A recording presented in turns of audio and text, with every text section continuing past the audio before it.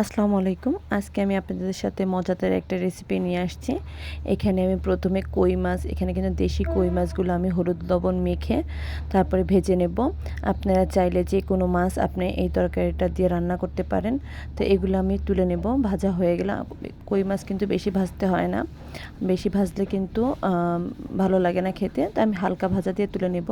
তারপরে এখানে আমি লম্বা লম্বা করে আলু কেটে নিছি, আর আলুগুলো কেটে হলুদ আর লবণ মেখে নিছি। আমি যেই তেলে মাছ ভাজছিলাম সেই তেলে আমি দুইবারে আমি আলুগুলো ভেজে নেব, কিন্তু কড়া ভাজা দেব না, হালকা একটু হালকা হালকা ভাজা দেব এবং হালকা সিদ্ধ হয় এরকম একটা ভাজা দিয়ে নেব।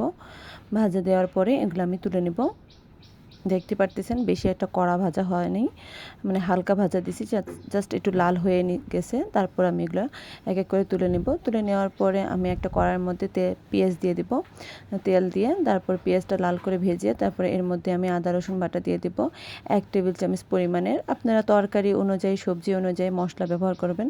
তারপরে আমি এখানে একটু পানি দিয়ে হলুদ, লবণ এবং মরিচ দিয়ে দিলাম।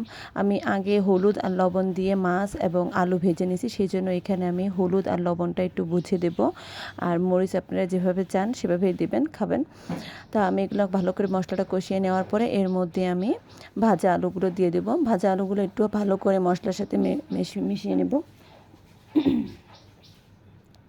মিশিয়ে নেওয়ার পর তারপরে এটা ভালো করে মিশিয়ে নিয়ে তারপরে পানি দিয়ে দেবো পরিমাণ মতো, কারণ আলুতে একটু পানি বেশি দিতে হয়, কারণ আলুতে পানি টেনে নেয়।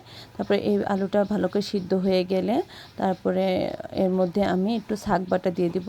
এই শাক বাটাটা হলো জিরা, পেঁয়াজ, রসুন আর তেজপাতা তেলের মধ্যে ভেজে তারপরে এটা আমরা ব্লেন্ড করে নিই বা পাটায় বেটে নিতে পারেন। তো এর মধ্যে আমি জিরার গুঁড়া দিয়ে দিলাম। জিরার গুঁড়া 1/2 চামচ পরিমাণ দিয়ে তারপরে এর মধ্যে মাছ দিয়ে আমি ঢেকে দেব। তারপরে মাছ দিয়ে ঢেকে দেওয়ার পরে কিছু সময় পরে আমি অল্প কটা আলু একটা পাত্রে তুলে নেওয়ার পরে আলুগুলো আমি ছেনির সাহায্যে ভেঙে দেব।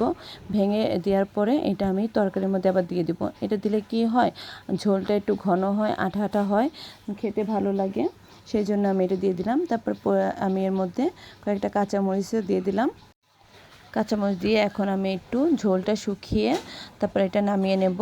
কালারটা অনেক সুন্দর আসছে, দেখতে পাচ্ছেন, অনেক সুন্দর একটা অসাধারণ লোভনীয় কালার আসছে। আপনারা অবশ্যই বাসায় ট্রাই করবেন, এই তরকারিটা খেতে অনেক ভালো লাগে।